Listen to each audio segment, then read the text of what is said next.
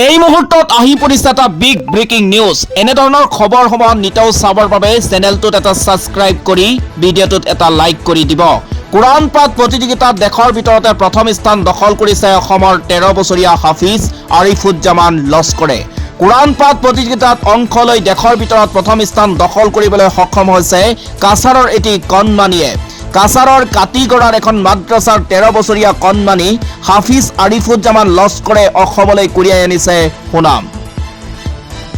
সৰ্বভাৰতীয় পৰ্যায়ত জিলিকিল অসম সন্তান। কোৰাণ পাঠ প্ৰতিযোগিতাত অংশ লৈ দেশৰ ভিতৰত প্ৰথম স্থান দখল কৰিবলৈ সক্ষম হৈছে কাছাৰৰ এটি কণমানিয়ে।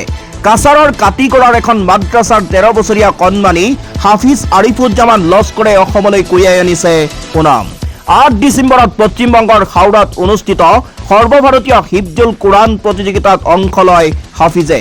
দেশৰ আন ৰাজ্যৰ প্ৰায় 40 গৰাকী প্ৰতিযোগীৰ মাজত ভাগ লৈছিল 13 বছৰীয়া হাফিজ আৰিফুজ্জামান লস্কৰে। এই প্ৰতিযোগিতাত দেশৰ ভিতৰত প্ৰথম স্থান অৰ্জন কৰিবলৈ সক্ষম হয় কণমানি হাফিজে।